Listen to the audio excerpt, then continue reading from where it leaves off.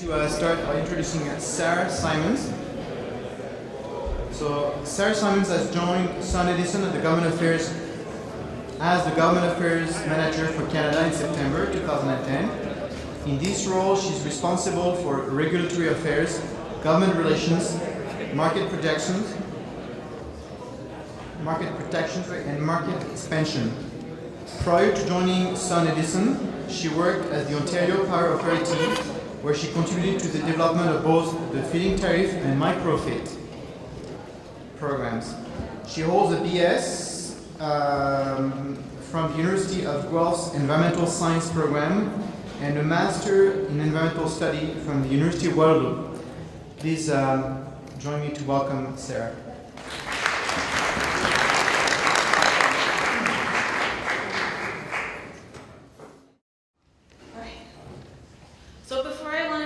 Before I get started, I just want to let you know a little bit about SunEdison and the company that I work for. SunEdison is one of North America's largest solar service providers. We develop, build, finance, own and operate many solar installations across North America and across the globe. We have over 400 installations that we are presently managing right now.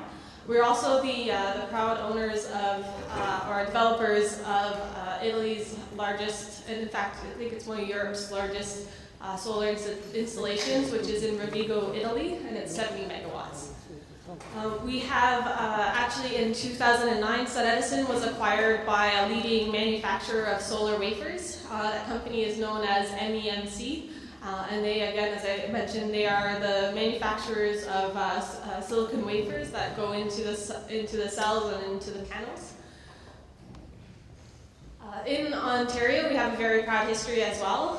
With our joint venture partners, we were responsible for developing Canada's first ground-mounted solar systems.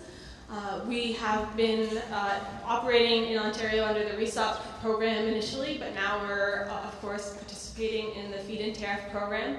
And SunEdison did contribute a great deal through CANSIA and on its own to help with forming the government policy for the feed-in tariff program and helping with some of the lessons learned through the RESOP program.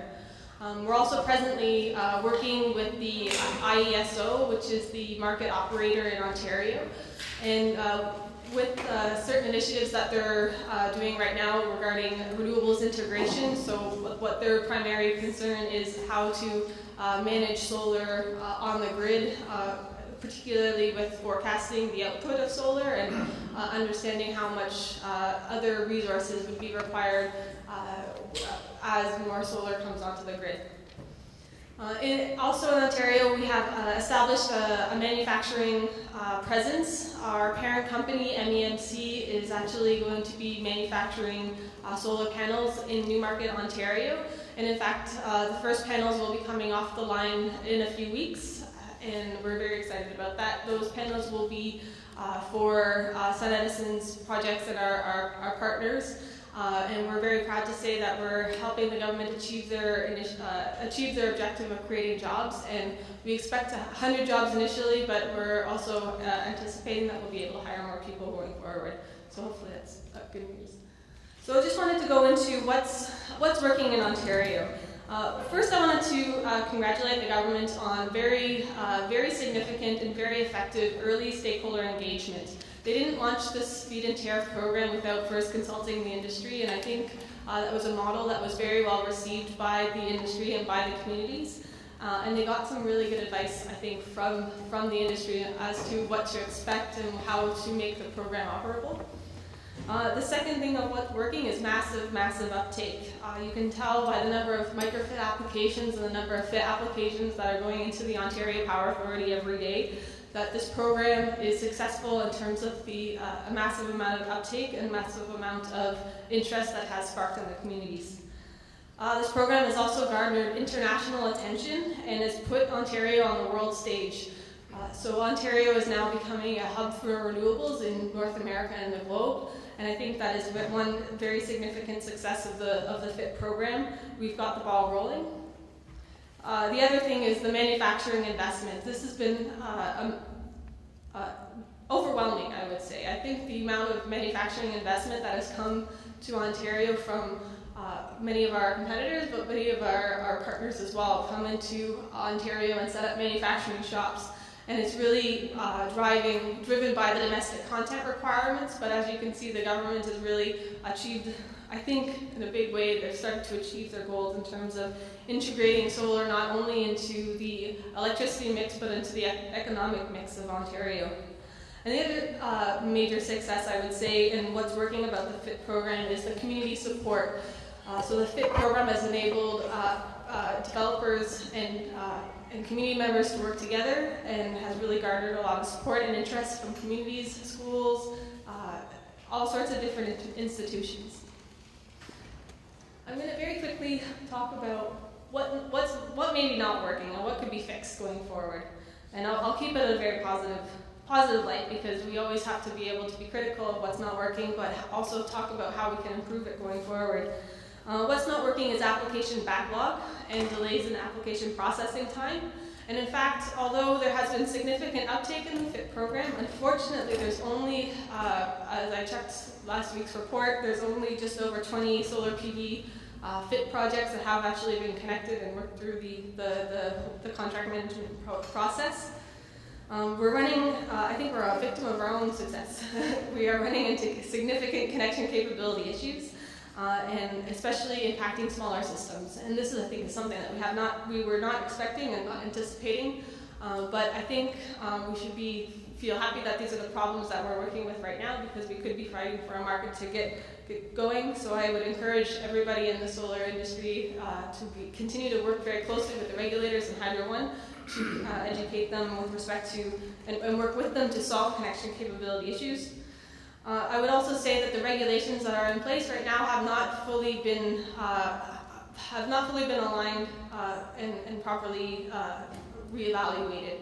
We have a lot of codes and policies in place that are designed for large generators feeding into the grid, but we have not yet realigned those regulations to accommodate distribution and micro generation systems on the grid. Of course, I mentioned that there hasn't been a lot of community support for projects, but I would say by and large, people and the public do not know what a FIT program is. People do not really understand that solar is becoming part of their lives, and I think it's the responsibility of people in this room, and indeed all the companies that are benefiting from the feed-in tariff program, to work with the community to really educate them as to what the benefit of solar is going in their areas and how they can continue to benefit from solar and what's actually going on. So I would say by and large, many people don't understand the significant solar policies that are in place in Ontario, and I think if we're going to maintain government support, we need to make sure that we have aligned public support as well. And the other issue is politics, and I think with respect to skyrocketing hydro bills and a lot of fear-mongering happening right now, I think we need to make sure, and I think this relates back to getting public support, is we need to make sure that we're engaging politicians in a meaningful way. So what comes next? I think what comes next this summer, and something I'm excited about, is program review, and again, looking at the successes that have happened this past since 2009, and how we can build on it going forward to address some of the issues that I've seen so far. Again, we're talking about streamlining the application process. At the moment, I do not see the need to treat an 11 kilowatt project the same way as you treat a 100 megawatt offshore wind farm. And indeed, I think there's a lot of things that we can do to streamline the administration process. And I mentioned this at another conference too. There was I think in the room we've been talking a lot about efficiencies and reducing capital costs and expenditures. I think there's a real need to realign the regulations and the business processes, because I think there's a lot of waste in terms of money that is spent in inefficient business processes and inefficient regulations. So I look at, when I talk about cost reductions, I always think about, of course, module efficiency and reducing the cost of the technology, reducing the cost of the balance of system, but also reducing the cost of the business process to help make solar reach grid parity. All of this will help with the fit price digression, which I think is absolutely necessary. We need to reduce the fit prices in a very structured, predictable way, in a way that won't shock manufacturers, shock developers. We need to be upfront and clear with what the expectations are to help us drive efficiency and competition within the sector. So those are my main points. If anybody's interested, this is my contact information, but I'm more than happy to meet with anybody later. And if you're interested, we're going to be having a ribbon cutting event in Newmarket. So if you're interested in attending that, please come speak to me.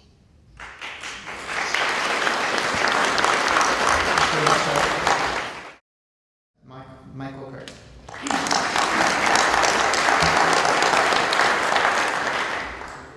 No, I have no presentation.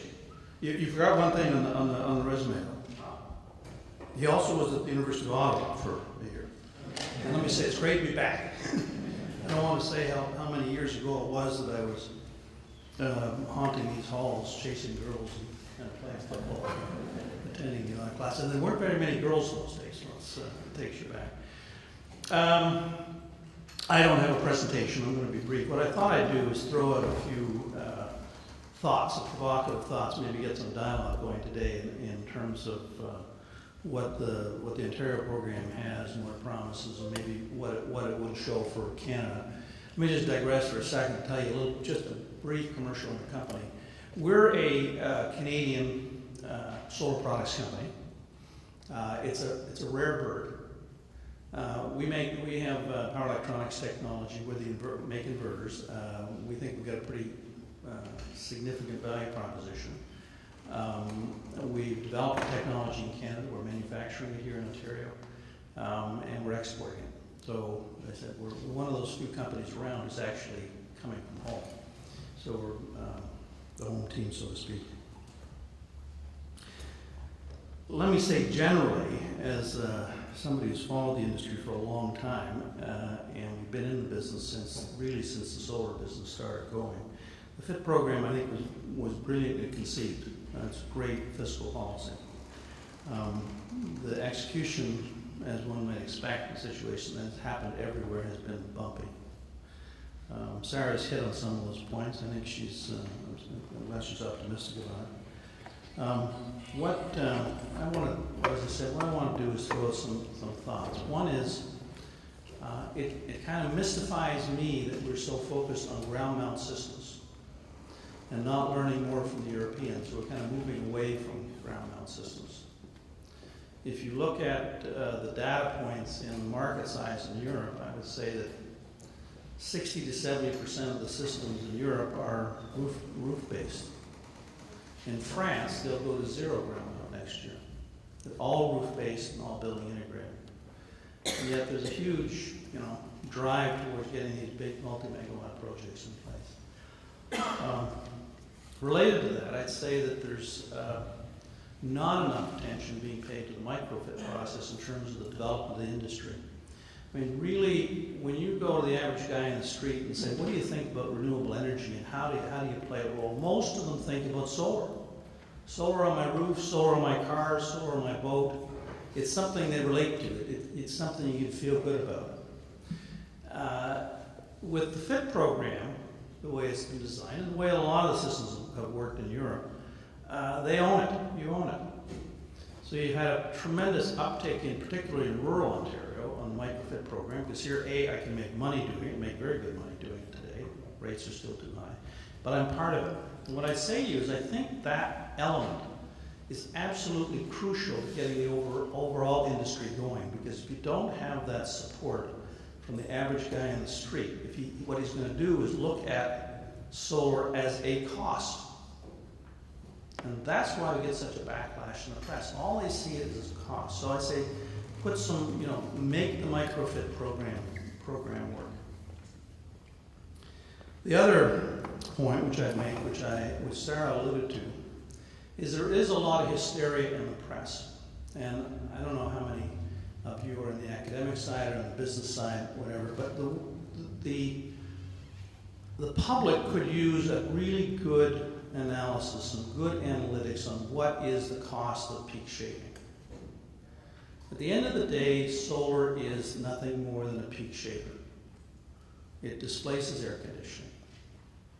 And that's a big gap in the production capacity of Ontario, if you go and look at the Hydro One numbers. But there's no data, there's no analytics.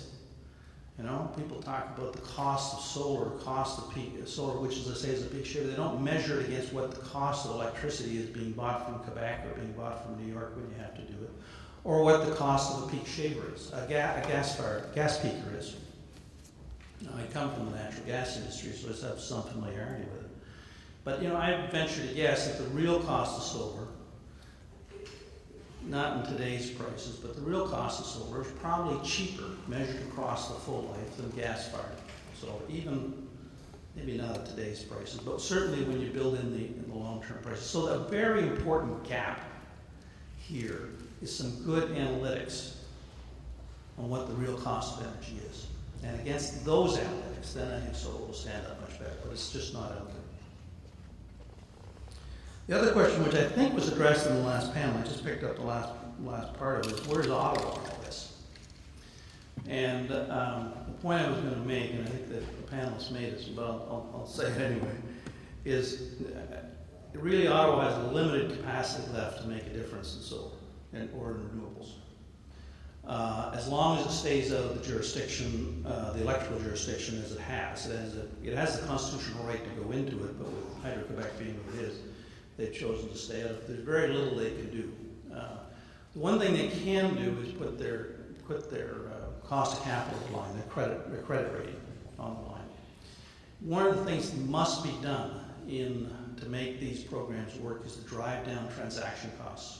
Sarah alluded to the transaction costs associated with the permitting and the processing, but you've got transaction costs now with financing, particularly for smaller projects where you've got to pay lawyers, you've got to get bankers' heads around it, they don't understand what they're doing. What needs to happen is a result like you have in Germany. You get a solar project on your roof, whether it's a small commercial or residential system, you go online and you get your financing. Bang, it's done. All you have to do is send in the permit and the specifics on it, and you'll get a financing. You'll get a financing for the project. We need to make the financing for these systems as easy as a car financing, because it is those costs. It is a big part of what's holding it up is these transaction costs. So, in general, my sense is that if we survive this summer, in particular, I don't know where Mr. Hudek is going to come out on this at the end of the day. My hope is at the end of the day, he'll see that this is, if we get the pricing for these, then the pricing for the systems are too high. You know, right now they're really too high. But if he gets them right, it's really a decent economic generator here. It'll build growth. It'll create companies that have an ability to employ people and export products. Obviously, the Liberals are connected to it. I have an anxiety this summer that with all of the blockages in the system, that we'll see some companies go under, particularly the smaller module companies who've invested in them. And if that starts to happen, then I think the industry will lose the support for it, will lose momentum.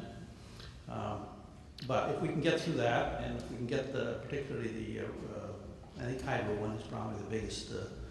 What's the right word for it? Bad guy in the room, or ogre, right now. But if we can get through that process and then get some of these capacity exempt things, so you get the pipeline moving, then I think we've got the momentum is there, and it'll start to take off.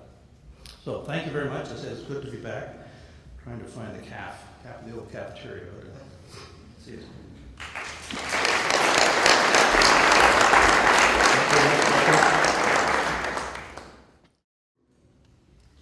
Please join me to welcome Chris.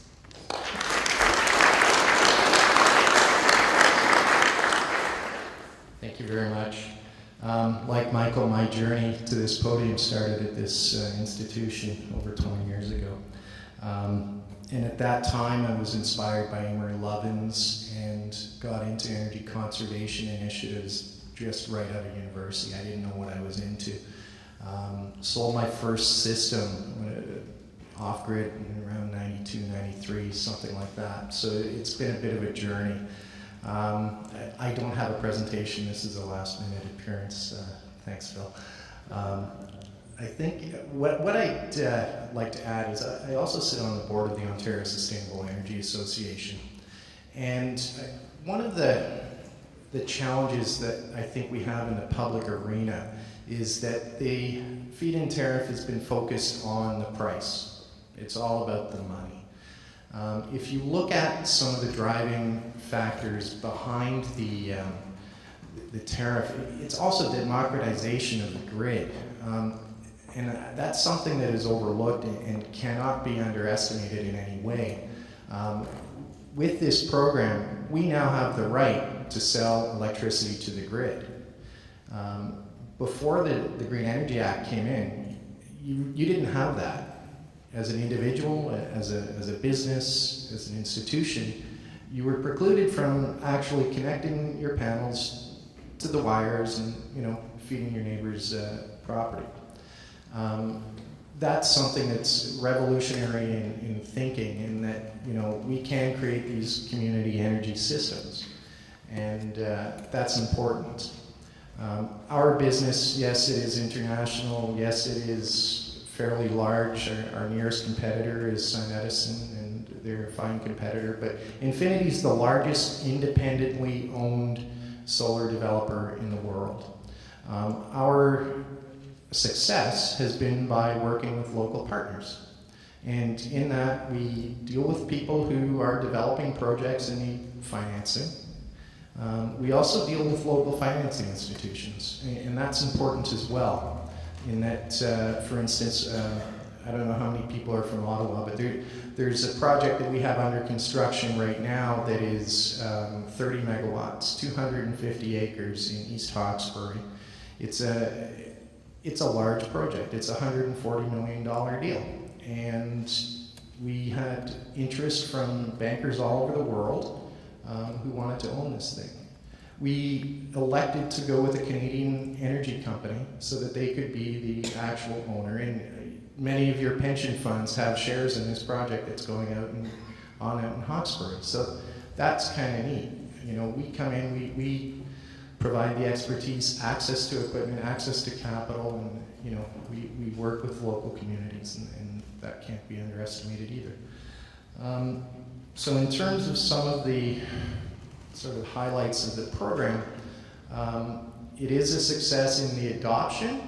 The execution leaves something to be desired, and the FIT program requires stability, and I think that for those government people in the room, it cannot be underestimated enough how stability is key, and visibility into the decisions that go on are paramount.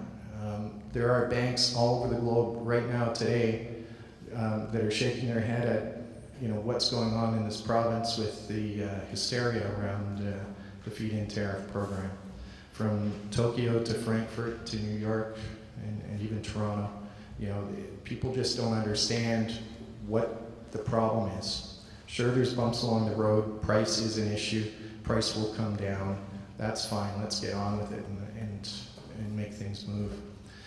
One of the other issues we have to look at in terms of how successful the program will be is competitiveness with energy, and Michael touched on this, is what's the price of a gas peaker plant. Our energy system in this province has been the downfall of governments in the past, and it will potentially be the downfall of another one in October, because people in Ontario are afraid to talk about the real cost of electricity. I wish I had my charts with me, because there's a really good analysis as to residential rates around the world. Ontario has some of the cheapest electricity rates out of 56 jurisdictions, both in Europe, the US, and other parts of the world, of the globe. And I think that can't be underestimated enough. There's a lot of hysteria going on about rising electricity rates and how Ontarians are paying too much. If you just look across this Lake Ontario to New York, it comes in around 19 cents a kilowatt hour. You go to Austria, you're up around 30 cents. Italy's 30 cents. These are places where private industry are controlling the generation, and that's the real, I would argue, or the real price of electricity. How much can solar contribute? It's not 100%. We deal with energy mixes. So like Michael said, it's part of an ecosystem. You know, this is the peaking electricity. Other parts of the Green Energy Act are biogas, biomass, hydroelectricity, and wind. And these all form an important part of the mix. So there is opportunity in the management of the grid. Storage of renewable energy is something that is going to be an expanded field. So how do we get there as an industry, and how do you as researchers and academics open up these areas for discussion? You know, the first time I heard about underground storage of electricity was I was reading an article about pump and store air storage in the desert. You know, kind of an odd concept. You know, it's kind of neat. Compress the air, and then you're going to generate a turbine out of the power turbine when you need the power. We've got a lot of good mining companies in this country, and they know how to drill and make holes and manage airflow down underground. So these are opportunities that exist, and I think that's something that we have to sort of get our heads around, is where is the opportunity? Can it be done economically? Fukushima has sort of touched on something that nobody wants to speak of, and that's risk. If there's anybody in the room who looks at financial risk and risk modeling, this is a place you could do a lot of work. The Germans have recently, within the last couple of weeks, come out and said they want to go 100% renewable energy because they want to take their nuclear power systems off the grid by 2050. The reason for that is they've priced the risk of a catastrophic accident in Germany at $11 trillion. So if that happens, you know, where is the insurance premium? You're not allowed to drive your car down the road without an insurance policy.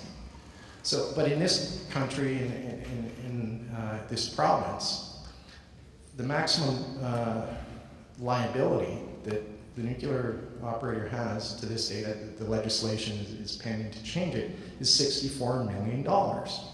So if you're Ontario Power Generating, you're OPG, and you know there is a problem with your intake, and you do end up having a chain reaction in the system. The potential for catastrophe is there; it's real.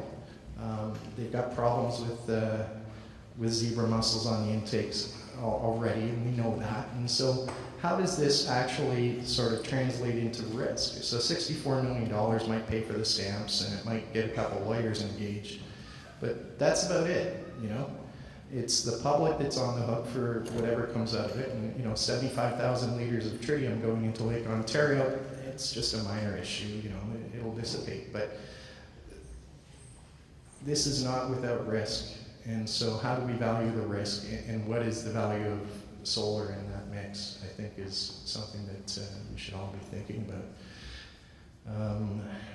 I'm going to wind up here, but I'm going to pull, I don't know how many people know Elizabeth McDonald, but there's a campaign going on within CanSIA called Stand Up for Solar, so I'd like to get everybody to stand up and make a move and show your support for the solar industry. So stand up for solar, please.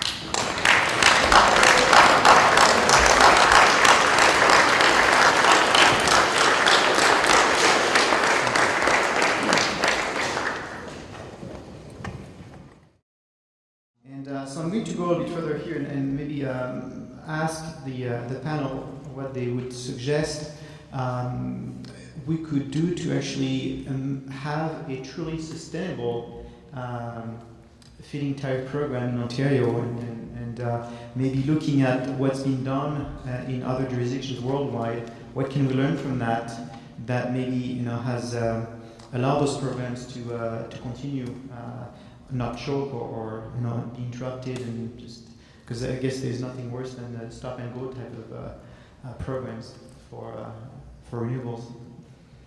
Anybody else do that? start. I think what's really important, and just thinking short term, just for a minute, and getting through, I think, the summertime, what we need to do, and it's building on, I think, Chris's last statement, is really garner public support for the policies. And I think that's what's driven the success of initiatives in other jurisdictions as well, is they've really garnered the support of the communities and individuals who want to see solar and want to see changes in the way that we are generating electricity going forward. So that's a very simple message. We need to be very clear in our communication. The electricity system is a very complicated system.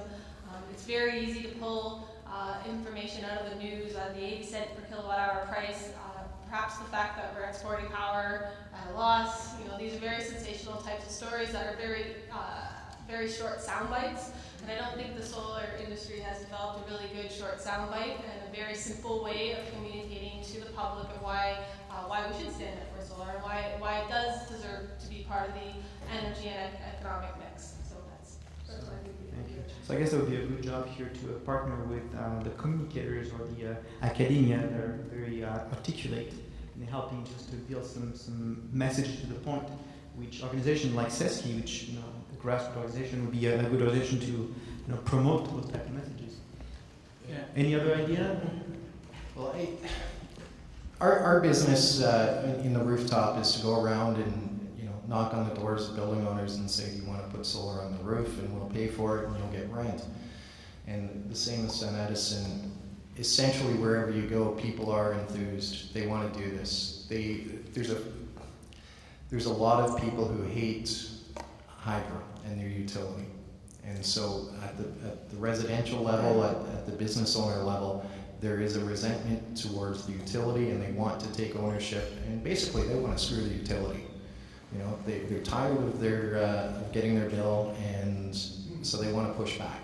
And that's something that should not be underestimated, and it should be tapped within the organizations, in that there is a sense of people who want to take ownership and push that agenda. So the willingness is there, the market is there.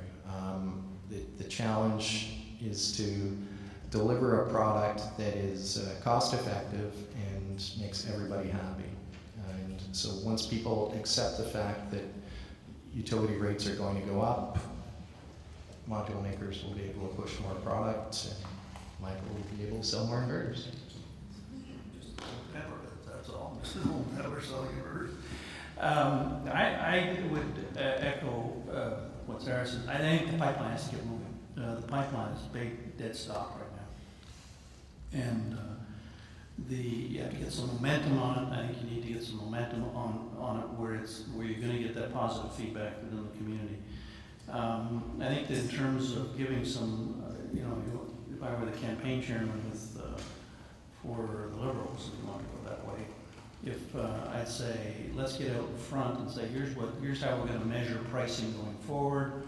Do it on a utility rate of return basis, whatever you want to do, certain return on equity, and pricing was measured against that.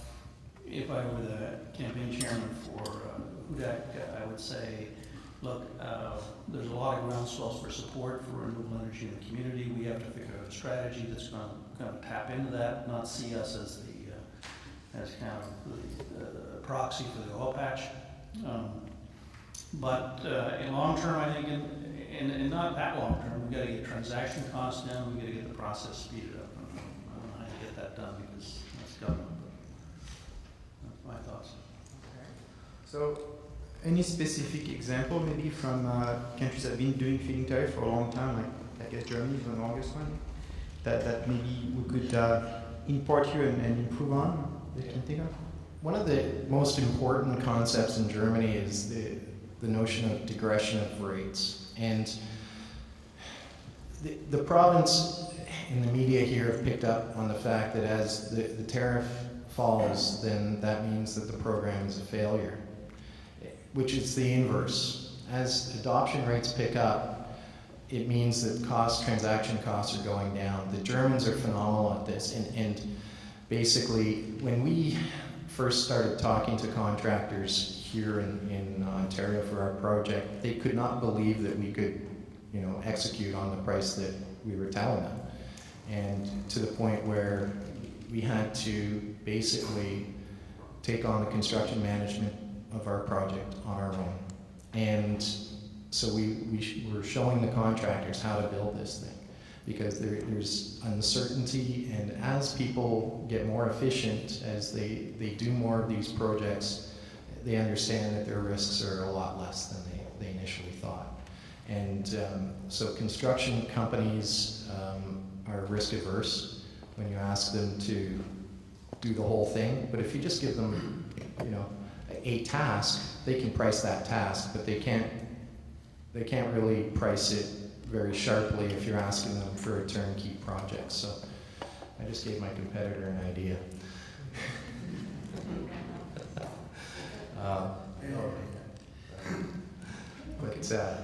So the price digression and construction company experience is really what's going to see this make the price fall. Sure. I think as well, I touched on it a little bit more in terms of the process for smaller systems, and I do agree with a lot of the sentiment that has been spoken at this conference with respect to where the solar industry is going in general. And I think it's interesting that the Canadian context has started with the large ground mount systems, but I do see that the future is going to be in smaller systems. So what we need to do, looking at the regulations and the policies and the administrative process, is to really think about how we can streamline the process for connecting small systems. And I think in some jurisdictions where they have FIT programs, they don't have to go through the contracting rigmarole necessarily, so you're not necessarily being held up by a regulator to get approval to build your system. It's essentially you connect your system and then you get paid. There's no waiting for an administrator to approve your project or not approve your project. You simply have a right to connect, and you don't necessarily need a contract. Where a contract is beneficial, I think, is for larger systems where you need to obtain a significant amount of financing, and there's a different nuance there. So I'd recommend streamlining the process for smaller systems to reduce a lot of the cost. Yeah, I don't have much to add to that. I mean, just to put it in perspective, the cost of putting a rooftop system in Germany would run about €3 a watt to the homeowner. The cost of putting I think the system, I'm not that close to what the installers are selling, but my guess is they're getting, even the ground mount small projects, they're getting $6 a watt or $7 a watt. Some up to 10. And that's a market anomaly that should get shaken out. And now, in fairness, there's a lot of installers out there who really don't know what they're doing. And their costs are a lot higher because of that. So, but the way to get over that is to kind of set some targets and say this is what the pricing is going to be. Set some targets, this is where the volumes are going to be, and get the thing moving so that the experience can get out there and the costs can go down the market. The economics. The only issue I think in terms of bringing it down to European prices is the domestic content issue. It's not so much an issue on our side. We get a little bit better pricing here than we say we get in Europe, but we think we deserve it. But the modules are high priced, and that's going to be an inhibitor in terms of bringing the costs down. The production lines are too short. But other than that, I think the biggest issue, and where the whole industry is focused now, is balance the system. It's how do you squeeze more costs out of the balance system? That's the stickiest point. And it's all, if you look at, talk to the module companies and see them a couple of years ago, they didn't have anybody on their staff who knew anything about balance the system. Now they're all balance system guys. So that is what will drive the cost down, and that'll make it a very economic proposition. When people look at it a couple of years from now and say, gee, this is a pretty good deal. Just like Michael's picked up on something that's interesting, and that is the balance of system versus module cost. And module markets around the world are driven by high production volumes. So Ontario is an anomaly, as he mentioned, but I think that for those of you working in the lab and trying to figure out breakthrough technology, understand that it is a long-term proposition to get to the point where you are bankable. And ultimately, that's where it comes down to. If it's a novel technology, it's going to be a hard road to hoe. And so you're trying to get base hits and get some adoption, but it will take you 5 to 10 years of field trials before you're actually considered a viable company. There are many company modules that they don't meet the banker's tests, and so it will be a market of individual purchases. It won't be an institutional sort of investor that comes in and brings low cost of capital and execution. So, Chris, you hit one. I just want to re-emphasize that the Chinese have knocked the schools out from everything. That's the issue. I can't tell you how many companies, and we deal with a lot of different module companies because we're trying to get them to package our products with them. How many of them have seen their business models just trashed? Because China has put so much capital into production capacity. Nothing special, there's nothing there, but the cost of production has dropped like a stone. I mean, listen, these prices were pretty good prices when they were set. What didn't happen is the province and the industry, we really didn't respond to what was going on in the rest of the world. What drove it was a desire for domestic content. And so there's a balance that has to be reached. If you want to maintain domestic content in terms of module production in Ontario, what's the right pricing? But to go, and I say, I echo the point on Chris's point, is, focusing on getting an extra point of efficiency of a panel or module is not worth it. It's just not worth it. You'll never get there. But the world will change too quickly. real life example, 2007, I went to buy about 10 megawatts of modules. In Germany, the price was, I was being quoted. First, I was crazy, there's no sun in Canada. So, they didn't want to sell. But when I showed them that I had somebody with a checkbook ready to cut a check for $100 million, it was okay. But yeah, $7 a watt was the price for modules at that time in 2007 out of Germany. $1.50 is what's coming out of China today. So, you really have to look hard at what your competitive situation is. First Solar is produced, their production cost is 70 cents a watt. Big manufacturing in Malaysia, some small plants in the US, but it is offshore production primarily. And until we get some sort of carbon pricing on transport and imports, it's going to be hard to compete with things like that. Okay. A question here for the panel. We talked about balance of system and that being so important. So my question is, one great way to do the balance of system is to, for example, when you have to redo a roof, is actually to cover the panels with roof that serves and make that panel serve actually as part of the what will protect against the elements. I don't seem to see actually any solar companies partnering with big roofing companies to do that type of thing. Do you have anything to say about that? Because some of our we tend to partner with roofing companies a couple of times on some of the installations that we're moving forward with right now, and I think it's important. But there's some concern actually partnering with the roofing companies too, because everybody wonders about the impacts of the solar system on the roof and being able to do roof repairs going forward. So I think there's good allies. Well, here, what I'm talking about is actually not putting it on the roof on top of the tiles, but actually to replace. And there's a number of technologies in Europe, one called Clipsol, for example, in France, but there's other companies where it's basically part of the structure. And then you remove a lot of the balance of system costs because you don't have the special support structures. You don't need to have a special team. It's done by just one team. It's not like the Roofing Plus another company, so you get a credit for that. We're actually working with one of the biggest facade companies in the world right now on integrated solar that way, and there's a lot of innovation coming that way. But it's tough. I mean, France wants to be the leader in the space.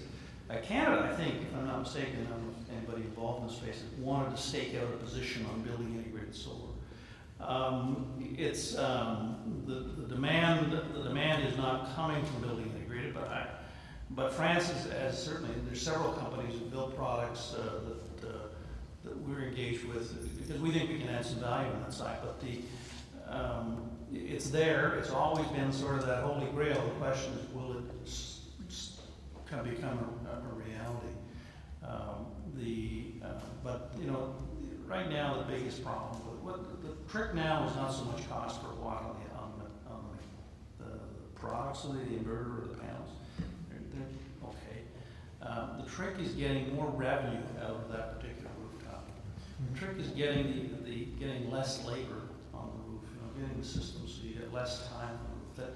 It's a huge component, and SunEdison has done some really good work on that. There are going to be other companies out there that will get out and say, look, I can drive the cost out of this and make it much more economic.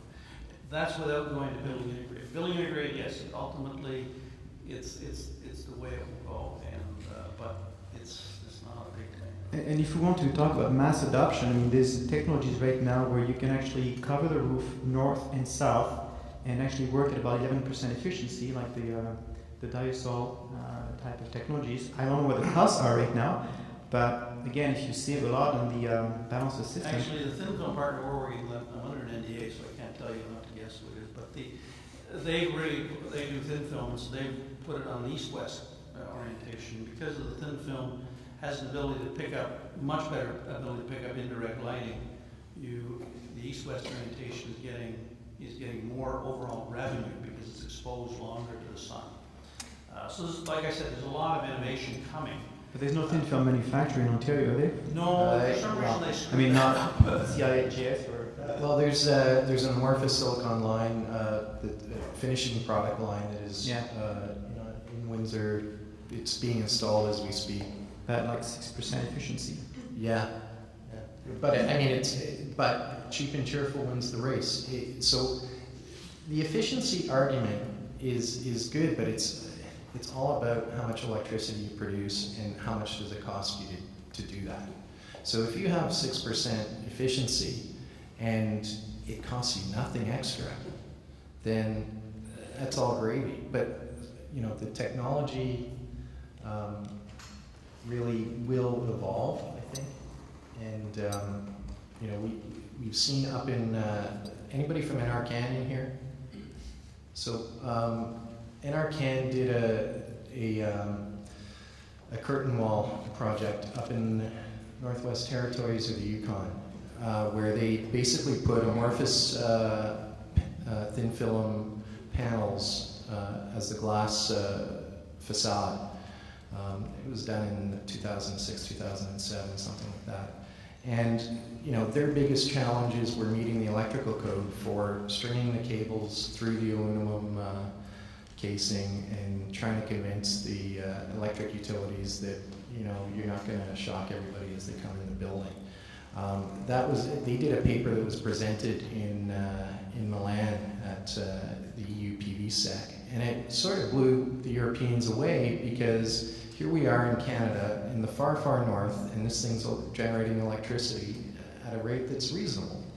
And you know, as you take that building integrated technology and you insert it into standard construction practices, you've then got a 20-year sort of 20, 50, 100-year sort of installation going, and it's not going to be replaced. One of the challenges we've got is roof repairs, and SunEdison and ourselves face this all the time, where you're looking at a roof and that guy has to replace it in 10 years, 15 years. You've got to pull everything up and then put something else down. If you read the Toronto Star today, you'd notice that the Toronto School Board has just cut a deal for solar, and instead of getting a rent payment or anything like that, they're getting new roofs. Their initial target was 100% of the roof replacement would be covered, but it's, I think, settled down around 40%. So the economics at the tariff rate that we have today don't support a brand new roof for any building right now because the construction costs are so high. Just one comment on building integrated PV. I think what we need to move towards is sort of like how do we actually get there. So it's nice. It's a nice idea, and it's very novel for homes to have have rooftops that are constructed of PV. But I think the first step really is the establishment of like building codes and practices that enable solar-ready homes to be built off the get-go. And I think it's not about having, you're not going to get there immediately. What you need to do is start developing policies for and potential. And actually, I see a role for industry to partner with housing developers and building developers to start building homes that are solar ready and can accommodate. Okay, thank you very much. I guess it's time to take a question from the audience. Yeah. Okay, thank you very much. So just maybe to relay back to the panel here, in terms of, let's say, solar, when you look at your projects, and let's say when you're talking about maybe residential users, what type of range of return investment equivalent? Okay, not talking about payback here, but let's say if you're looking at that as a, you go to the bank and you say how much will my RSP or my mutual fund or whatever, or my other investments, okay, you're not looking at payback, you're looking at return investment. So solar, what return investment right now, what's the range? I'll touch on this. At the residential level, and I've got issue because there's a number, it's a market where there's cowboys. There's all kinds of people making really aggressive claims on production, and so they jump the price up. The real number is about 10% return on your money, and so that's something that is sort of guaranteed to be solid. I take a little bit issue with the question though, because it's, I mean, I think what is really detrimental to the microfit program at the get-go was people were treating it like a bond, like, or some sort of, I mean, it is an investment and you can get a return on your investment, but at the end of the day, I don't think people are understanding that they're becoming generators to the system and taking the responsibility of being a micro generator. So I think to your point, there was some responsibilities that weren't necessarily portrayed to homeowners about what their obligations are to be generators to the system, and I think we just consider that a bit carefully. So I know like commercial projects, like there's companies like Sky Power that actually has partnered with you on some projects. They made it public that they require 12%, right? But in terms of private investors, I don't know what, and they've done a number of projects like that met the threshold. Yeah. I mean, everybody has their own hurdle rate that they need to achieve, and I think homeowners will have to make their own judgment on what their hurdle rate is based on the level of risk that they're willing to take on by purchasing a system. So I think it's almost a personal question about how much. Okay, other questions? Yes. Yeah, Raphael Kleiman here. So I want to go back to the question about the fit price digression and actually put all the panelists on the spot for a prediction about their expectations. So I think many or all of you basically said that you thought that the price actually was too high, and maybe that actually wasn't necessarily a good thing, and I think all of you are anticipating some rate digression. So the question is, what are you actually expecting to happen? Let's take the politics aside and just talk about the review, and also what would be acceptable amount of digression that would not kill the program in terms of foreign investment and the build out that we're all looking for. Go first. Let me see if I can give a couple of insights on that. One is when the government changed the rates on the microfit projects for the aggregators, they intentionally or not, they sent a signal that you should be looking for an 8% return on equity. A little goofy capital structure, but my guess is you're looking, if you wanted to benchmark things, you could say, okay, this is a reasonable return on equity for this kind of investment. They got to get more realistic with their capital structure. It's not a pipeline. So that's one thing. But the biggest challenge, frankly, is going to be the pricing of modules. Is what is that level that is needed to maintain the short production lines that you have in the province? And I really think that's where the dialogue will go. I think it's getting, like in Europe, Sarah, I don't know if you have any numbers. My guess is that a kind of 7 or 8% return is viewed as pretty good in Germany. Maybe even a little lower than that return on investment, and they will get 75% debt typically, and you're paying about 4 to 5% interest on your debt. So you can figure. I don't have the calculator, but you can figure out what the pricing should be then. I think the question was more on the feed-in tariff rates and their Yeah, digression. that's what it was. I mean, that's what I'm saying, is the digression point has got to be reference to what the costs are. The reason the Germans and everybody have brought their prices down on the so-called digression is because the panel prices have dropped so much, and so they said, how much yield do I need, does the investor need to keep going to keep this program going? So from a policy point of view, do you think that that's a way to set the feed-in tariff pricing is by that formula, by a formula like that? Or do we need That's what the Germans did in the last election. Is the whole issue was jobs, and they said, okay, we'll set it so we keep our industry going, and that's really what happened. So it's a dynamic that you have to. In terms of employment, the jobs that are created primarily are in the installation. The manufacturing guys can set up a shop with robots, and Helion in Sault Ste. Marie, for instance, has 7 production employees. It's highly automated, and they just crank out modules using robotic production processes. So you've got support systems around that in terms of engineering and technology, but at the end of the day, if you've got access to reasonably priced equipment, you can be competitive on the world stage.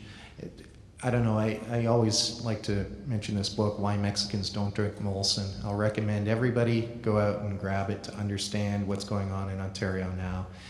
We've got this walled garden approach to the solar industry, and I've been vocal in that government can't think that we can support production facilities if they're not competitive on the world stage, because it's not a big enough market. That's clear. So how do we, as people in the industry, sort of respond to that? And it will be what it is. I'm going to bite my tongue on that. I don't think we'd have a FIT program if we didn't have a domestic content. I agree with that. And the Europeans are struggling with this issue now. The Italians extended their FIT program last week. There's now EU content into it. The Chinese are subsidizing modules really, really heavily. They intend to dominate the industry. There's a model. I'm not sure that I have the vision as to what the right model is to get somebody to world scale, or whether it should be focusing on manufacturing of the modules or something else. I don't know. But there's a certain trade-off here. Solar is solar, but there's clearly a political trade-off. We're going to do it on the basis that we're creating some manufacturing capacity. I want to build on what you're saying too, and I think in terms of the policy, what the FIT has done is created a surge of investment in manufacturing. I think the trick is going to be keeping the manufacturing here in the long term, and I also think that we need to start developing, we're in a really excellent position actually, because North America is going to be one of the largest markets in the world for panels, and I think where the policy needs to go is shifting from a FIT policy to keep the manufacturers here to more economic policy that's outside of the FIT incentive to keep the manufacturers here. So I think Ontario is doing a good job in terms of attracting manufacturers, but the trick is going to be shifting from the FIT as the incentive for manufacturers to be here, but some other economic reason why a manufacturer is not simply going to close up the line as soon as the cap for the targets in the long-term energy plan are met. So I think there's a tricky balance there, but point being is I think we need to start thinking creatively about different types of policy mechanisms to keep the manufacturers here for the long run. I guess one of the possibilities, and we'll just go to the panel, to the audience there, but is that if we if we get a conservative government at the provincial level, and if we actually use the California model, which actually doesn't have any feed-in tariff, there it's only supported by the true cost of the market. So at about 30 cents a kilowatt hour, or something like that, plus time of day billing and other things like that, it's made this one of the strongest markets in North America. One of the challenges with the U.S. system is it's not driven by user consumption of electricity, it's driven by tax policy. And so that, I think, for the government is something that makes the feed-in tariff attractive, because you're basically paying for electricity that's produced, as opposed to in the U.S. where you get a 30% tax credit on the federal level, you get neighborhood tax incentives. We do a lot of business in the U.S., just as not as much as SunEdison, but it's a very, very complex dynamic down there. How many lawyers are in the room? Wow. Okay, I'm going to have to just maybe give the audience a last, because we're behind. So- So just one last question from the audience, and then we'll wrap up. Yes, whatever, there, lady. Well, I just have one quick question, and it may be a naive question here. When I look at this, there was an article in there that says that the Italian government put a cap on installation, new installation.